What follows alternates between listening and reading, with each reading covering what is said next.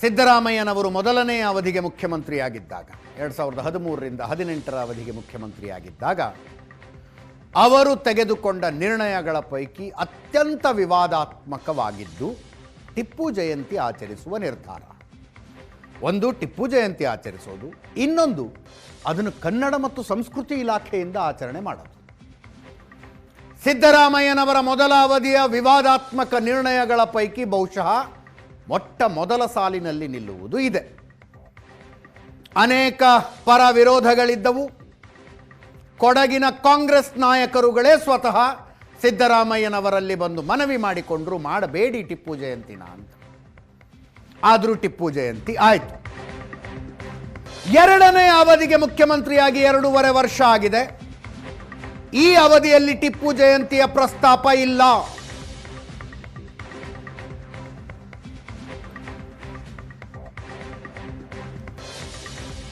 ಆದರೆ ಟಿಪ್ಪು ಜಯಂತಿ ಆಚರಣೆ ಮಾಡಬೇಕು ಅಂತ ಒಬ್ಬ ಕಾಂಗ್ರೆಸ್ ಶಾಸಕರಿಗೆ ಅನ್ನಿಸ್ತಾ ಇದೆ, ವಿಜಯಾನಂದ ಕಾಶಪ್ಪನವರಿಗೆ.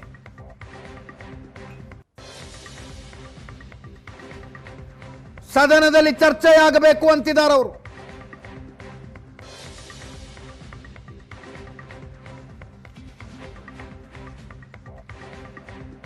ಸದನದಲ್ಲಿ ಚರ್ಚೆಗೆ ಪ್ರಸ್ತಾಪ ಮಾಡಿದ್ದಾರೆ ಗಮನ ಸೆಳೆಯುವ ಸೂಚನೆಯಲ್ಲಿ.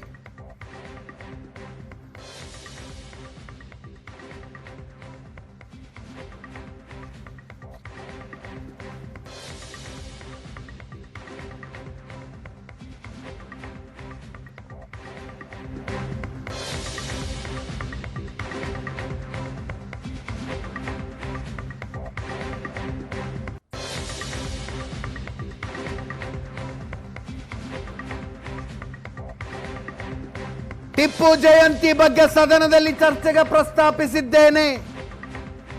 ಬಿಜೆಪಿ ಅವರಿಗೆ ಬೇಡ ಅಂದ್ರೆ ಬೇಡ. ಯಡಿಯೂರಪ್ಪ, ಜಗದೀಶ್ ಶೆಟ್ಟರು ಟಿಪ್ಪು ವೇಷಭೂಷಣ ಹಾಕ್ತಾರೆ. ಬಿಜೆಪಿಗೆ ಆವಾಗ ಟಿಪ್ಪು ಬೇಕಿತ್ತು, ಈಗ ಬೇಡವಾ? ಟಿಪ್ಪು ನಮ್ಮ ದೇಶದ ಆಸ್ತಿ. ಸ್ವಾತಂತ್ರ್ಯಕ್ಕಾಗಿ ಹೋರಾಡಿದ ಪುಣ್ಯಾತ್ಮ.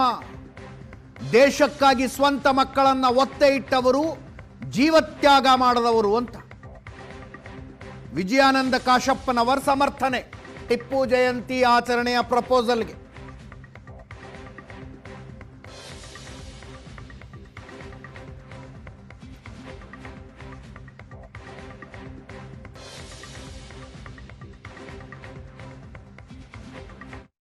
ಅವುಗಳ ಗಮನವನ್ನು ಸೆಳೆದಿದ್ದೀನಿ. ಗಮನ ಸೆಳೆಯ ವಿಚಾರವನ್ನು ಪ್ರಸ್ತಾಪ ಮಾಡಿದ್ದೀನಿ. ಅವಕಾಶ ಕೊಟ್ಟರೆ ಮಾತಾಡ್ತೀನಿ. ಸ್ವತಂತ್ರ ಭಾರತದಲ್ಲಿದ್ದೀವಿ. ಎಲ್ಲ ಜಾತಿ ಜನಾಂಗಗಳನ್ನ ಇರುವಂಥ ಜಾತ್ಯತೀತ ರಾಷ್ಟ್ರ ಭಾರತ ದೇಶ. ಇವ್ರು ಯಾಕೆ ವಿರೋಧ ಮಾಡ್ತಾರೆ? ಇವ್ರು ಬೇಡಾಗಿದ್ರೆ ಬಿಡ್ಲಲ್ಲ. ಇವ್ರಿಗ್ಯಾರ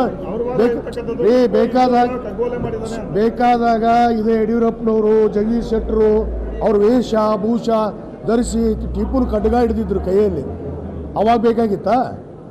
ಈಗ ಬೇಡಾಗಿದೆಯಾ? ಟಿಪ್ಪು ಸುಲ್ತಾನ್ ಜಯಂತಿಯನ್ನ ಮಾಡಬೇಕು ಅಂತ ಹೇಳಿ ಒತ್ತಾಯ ಮಾಡ್ತಾ ಇದ್ದೀರಾ? ಹೌದು, ಮಾಡ್ತಾ ಇದ್ದೀನಿ. ಯಾಕಂದ್ರೆ ಅವರು ನಮ್ಮ ದೇಶದ ಆಸ್ತಿ, ನಮ್ಮ ದೇಶದ ಆಸ್ತಿ, ನಮ್ಮ ದೇಶದ ಸ್ವಾತಂತ್ರ್ಯಕ್ಕಾಗಿ ಹೋರಾಟ ಮಾಡಿದಂತ ಪುಣ್ಯಾತ್ಮ. ಸ್ವಂತ ಮಕ್ಕಳನ್ನ ತ್ಯಾಗ ಮಾಡಿ ದೇಶಕ್ಕಾಗಿ ಒತ್ತಿ ಇಟ್ಟು ಈ ದೇಶದ ಸ್ವಾತಂತ್ರ್ಯಕ್ಕಾಗಿ ಹೋರಾಟ ಮಾಡಿ ಅವರು ತಾವು ಕೂಡ ತ್ಯಾಗ ಮಾಡಿದಂಥವ್ರು, ಜೀವ ಕೊಟ್ಟಂಥವ್ರು ದೇಶಕ್ಕಾಗಿ. ಮತ್ತೆ ತಪ್ಪೇನಿದೆ? ಮುಖ್ಯಮಂತ್ರಿಗಳ ಗಮನವನ್ನು ಸೆಳೆದಿದ್ದೀನಿ. ಗಮನ ಸೆಳೆಯ ಚರ್ಚೆಗಳು ಏನೇ ಇರಲಿ, ಒಂದು ಮಾತಂತೂ ಸತ್ಯ, ಟಿಪ್ಪು ಜಯಂತಿ ಆಚರಣೆ ಈಗ ಕಾಂಗ್ರೆಸ್ ನಾಯಕರಿಗೆ ಬೇಕಾಗಿಲ್ಲ. ಯಾಕೆ ಸುಮ್ಮನೆ ಮತ್ತೊಂದು ವಿವಾದ ಮೈ ಮೇಲೆ ಎಳ್ಕೊಳ್ಳೋದು ಅಂತ ಜಮೀರ್ ಅಹಮದ್ ಖಾನ್ ಅವರೇ ಹೇಳ್ತಾ ಇದ್ದಾರೆ. ಟಿಪ್ಪು ಜಯಂತಿ ಆಚರಣೆಯ ಪ್ರಸ್ತಾಪ ನಮ್ಮ ಮುಂದೆ ಇಲ್ಲ. ಅಭಿಮಾನಿಗಳ ಜಯಂತಿ ನಿಲ್ಲಿಸಿಲ್ಲ, ಅವರು ಆಚರಣೆ ಮಾಡ್ತಾ ಇದ್ದಾರೆ ಅಂತ. ಅನೇಕ ಸಚಿವರುಗಳು ಮಾತಾಡಿದ್ದಾರೆ, ಕೇಳಿಸ್ಕೊಳ್ಳಿ. ಟಿಪ್ಪು ಜಯಂತಿ ಮಾಡ್ಕೊಂಡೇ ಬರ್ತಾ ಇದ್ದೀವಿ ನಾವು ಇವತ್ತಿಂದ ಎಲ್ಲ. ಇಡೀ ಇದು ನಮ್ಮಿದ್ದಲ್ಲಿ ಕರ್ನಾಟಕದಲ್ಲಿಲ್ಲ, ಇಡೀ ದೇಶದಲ್ಲೇ ಟಿಪ್ಪು ಅಭಿಮಾನಿಗಳು ಟಿಪ್ಪು ಜಯಂತಿನ ಆಚರಿಸ್ಕೊಂಡೇ ಬರ್ತಾ ಇದ್ದಾರೆ. ಮೊನ್ನೆ ಹೋದ ತಿಂಗಳಲ್ಲಿತ್ತು, ನಾವು ಆಚರಿಸಿದ್ದೀವಿ. ಸರ್ಕಾರ ವತಿಯಿಂದ 2013 ಮೊನ್ನೆ ಸಿದ್ದರಾಮಯ್ಯ ಅವರು ಬ್ಯಾಂಕ್ವೆಟ್ ಹಾಲಲ್ಲಿ ಆಚರಿಸ್ತಾಯಿದ್ರು. ಅದು ಇವಾಗ ಬಂದಾಗಿದೆ. ಅದು ಬಂದಾದ ತಕ್ಷಣ ಬೇರೆ ಕಡೆ ಆಚರಿಸೋಲ್ಲ. ನಾವೆಲ್ಲ ಟಿಪ್ಪು ಜಯಂತಿ ಆಚರಿಸ್ಕೊಂಡು ಬರ್ತಾ ಇದ್ದೀವಿ ನಾವು. ಈಗ ಮೊನ್ನೆ BJP ಸರ್ಕಾರ ಬಂದಾದ್ಮೇಲೆ ಅದು ಬಂದ್ ಮಾಡಿದ್ರು, ಹಂಗೆ ಸ್ಟಾಪ್ ಆಗಿದೆ ಅದು. ನಾವು ಯಾವತ್ತೂ ಟಿಪ್ಪು ಜಯಂತಿ ಬ್ಯಾಂಕ್ವೆಟ್ ಹಾಲ್ ಮಾಡಿ ಅಂತ ತಿರ್ಗಾ ನಾವು ಯಾರು ಮುಸ್ಲಿಂ ಲೀಡರ್ಸ್ ಯಾರೂ ಕೇಳಿಲ್ಲ. ಟಿಪ್ಪು ಜಯಂತಿ ಟಿಪ್ಪು ಅಭಿಮಾನಿಗಳು ಆವತ್ತಿಂದ ಆಚರಿಸ್ಕೊಂಡು ಬರ್ತಾ ಇದ್ದಾರೆ, ಇವತ್ತು ಆಚರಿಸ್ಕೊಂತಾರೆ, ಮುಂದೆನೂ ಆಚರಿಸ್ಕೊಂಡು ಬರ್ತಾರೆ. ಈಗ ನನ್ನ ಅಭಿಪ್ರಾಯ ಸರ್ಕಾರ ವತಿಯಿಂದ ಬೇಡ, ನಾವು ಆಚರಿಸ್ಕೊಂಡು ಬರ್ತಾ ಇದ್ದೀವಿ, ನಾವು ಆಚರಿಸ್ತೀವಿ ಟಿಪ್ಪು ಜಯಂತಿ. ಅವ್ರವ್ರು ಮಾಡ್ಲಿಕ್ಕೆ ಸ್ವತಂತ್ರವಾಗಿ ಹಕ್ಕಿದೆ. ಸರ್ಕಾರ ಮಾಡಲಿಕ್ಕೆ ಕೆಲವು ನಿರ್ಬಂಧಗಳನ್ನು ಈ ರೀತಿಯೇ ಇರಬೇಕಂತ ಆ ರೀತಿಯಲ್ಲಿ ಮಾಡ್ತಾರೆ. ಸೊ ಖಾಸಗಿಯಾಗಿ ಮಾಡಿದ್ರೆ ನಾವೇನು ಮಾಡಲಿಕ್ಕಾಗಲ್ಲ, ಅದು ಅವರವರ ಇಷ್ಟ, ಅದು ಹಕ್ಕು ಮಾಡ್ತಾರೆ. ಅದಕ್ಕೆ ಶಾಶ್ವತವಾಗಿ ನಿರ್ಬಂಧ ಮಾಡುವಂಥ ಪ್ರಯತ್ನ ಆಗಬೇಕಷ್ಟೇ. ಅದು ಯಾಕಂದ್ರೆ ನೀವು ಹೇಳ್ದಂಗೆ ಪ್ರತಿ ಸಾರಿ ಬಂದೇ ಬರ್ತೈತೆ, ಕೇಸ್ ಹಾಕ್ತೀವಿ ನಾವು, ನ್ಯಾಯಾಲಯಕ್ಕೆ ಹೋಗ್ತದೆ. ಸೊ ಅದಕ್ಕೇನಾದ್ರು ಒಂದು ಅದೇನೋ ಒಂದು ಆಗ್ಬೇಕಂತ ನಮ್ಮದು ಒಂದು ಆಸೆ ಇದೆ. ನೋಡೋಣ, ತರುವಂಥ ಪ್ರಯತ್ನ ಮಾಡ್ತೀವಿ ಶಾಶ್ವತವಾಗಿ. ಅದು ಎಲ್ಲರ ಸಮಸ್ಯೆ ಆಗಿದೆ, ಸುಮ್ಮನೆ ಗೊಂದಲ ಆಗ್ತಿತ್ತು. ಅದು ಸದನದ ಎದುರಿಗಿರೋದ್ರಿಂದ ಸದನದಲ್ಲಿ ಅಲ್ಲ, ಸರ್ಕಾರದ ಮಟ್ಟದಲ್ಲಿ ಚಿಂತನೆ ನಡೀತಾ ಇದೆಯಾ ಸರ್? ಸದನದಲ್ಲಿ ಆ ವಿಷಯ ಇರೋದ್ರಿಂದ ನಾವು ಬಗ್ಗೆ ಸದನದಲ್ಲಿ ಸರಿ. ನಮ್ಮ ನಿಲುವು ಜಾತ್ಯತೀತ ನಿಲುವು.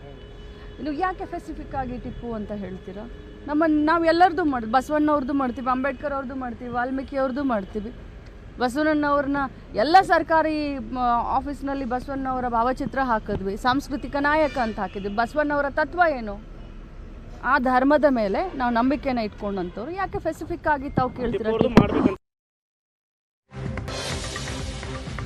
ನಿರೀಕ್ಷೆಯಂತೆಯೇ ಬಿಜೆಪಿಯವರು ಇದನ್ನು ಖಂಡತುಂಡವಾಗಿ ವಿರೋಧಿಸ್ತಾರೆ. ವಿಷಯ ಡೈವರ್ಟ್ ಮಾಡಕ್ಕೆ ಈ ಪ್ರಸ್ತಾಪ ಅಂದ್ರು ವಿಪಕ್ಷ ನಾಯಕ ಆರ್ ಅಶೋಕ್ ಅವರು. ಪವರ್ ಶೇರಿಂಗ್ ವಿಷಯ, ಉತ್ತರ ಕರ್ನಾಟಕದ ಸಮಸ್ಯೆಗಳ ವಿಷಯ ಎಲ್ಲವನ್ನು ಡೈವರ್ಟ್ ಮಾಡೋದಕ್ಕೆ ಮನೆಹಾಳ ಟಿಪ್ಪು, ಹೈದರಾಲಿಯ ವಿಷಯಗಳನ್ನು ತರ್ತಿದ್ದಾರೆ ಅಂತ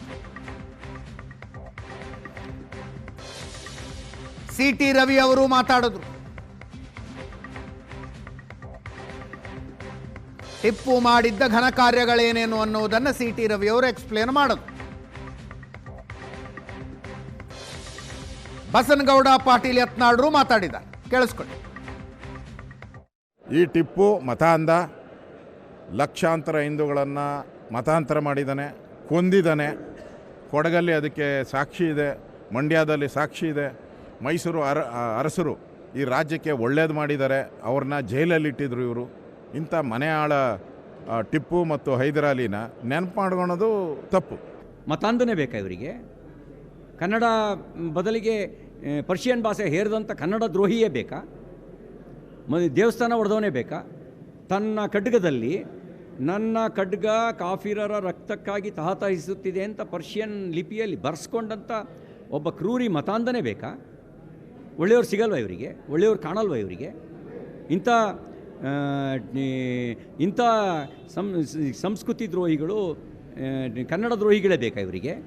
ಯಾವ ಹನುಮಾನ ಒಂದು ದೇವಸ್ಥಾನವನ್ನು ಇವತ್ತು ಕೆಡವಿ ಅಲ್ಲಿ ಜಾಮಿಯಾ ಮಸೀದಿಯನ್ನು ಕಟ್ಟಿದಂಥ ಒಬ್ಬ ಮತಾಂಧನ ಈ ಒಂದು ಹುಟ್ಟಹಬ್ಬವನ್ನು ಮಾಡಬಾರ್ದು ಅನ್ನೋಂಥದ್ದು ನಮ್ಮ ಸ್ಪಷ್ಟವಾದಂಥ ನಿಲುವು. ಒಂದು ವೇಳೆ ಸರ್ಕಾರ ಇದಕ್ಕೆ ಬಿದ್ದು ಹಿಂದೂಗಳಲ್ಲಿ ಕೆಲವೊಂದು ಮುಸ್ಲಿಂ ಒಂದು ತಳಿಗಳದಾವೆ, ಆ ಮುಸ್ಲಿಂ ತಳಿಗಳು ಇದನ್ನು ಒತ್ತಾಯ ಮಾಡ್ತವೆ. ಹಿಂದೂಗಳಲ್ಲಿಯೂ ಇಂಥ ತಳಿಗಳಿಂದಲೇ ಭಾರತದಲ್ಲಿ ಅನೇಕ ಹಿಂದೂಗಳಲ್ಲಿರುವಂಥ ತಳಿಗಳಿಂದ ಭಾರತದಲ್ಲಿ ಇವತ್ತು ಹಿಂದೂಗಳ ಮೇಲೆ ಏನೋ ದೌರ್ಜನ್ಯ ಆಗಿದೆ. ಅಂಥ ತಳಿಗಳು ಇವತ್ತು ವಿಧಾನಸಭೆಯಲ್ಲೂ ಇದೆ. ಈ ವಿಷಯದ ಬಗ್ಗೆ ಸರ್ಕಾರದ್ದು ಎಚ್ಚರಿಕೆಯ ನಡೆ. ವಿಜಯಾನಂದ ಕಾಶಪ್ಪನವರೇನೋ ಪ್ರಸ್ತಾವನೆಯನ್ನು ಇಟ್ಟಿದ್ದಾರೆ, ಗಮನ ಸೆಳೆದಿದ್ದಾರೆ. ಈ ವಿಷಯ ಚರ್ಚೆಗೆ ಬರುವ ಸಾಧ್ಯತೆಗಳು ಕಡಿಮೆ ಅನ್ನುವ ಮಾಹಿತಿ ಇದೆ. ಮುಖ್ಯಮಂತ್ರಿಗಳೇ ವಿಜಯಾನಂದ ಕಾಶಪ್ಪನವರ ಜೊತೆ ಮಾತಾಡಿದ್ರಂತೆ.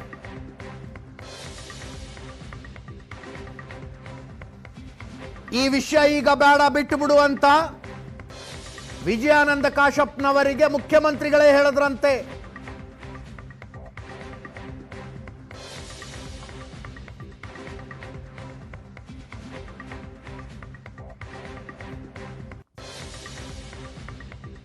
ಈ ವಿಷಯ ಚರ್ಚೆಗೆ ಬಂದರೆ ಬಿಜೆಪಿ ಅವರ ಕೈ ಮೇಲಾಗಬಹುದು ಅನ್ನುವ ಎಚ್ಚರಿಕೆ ಇದು.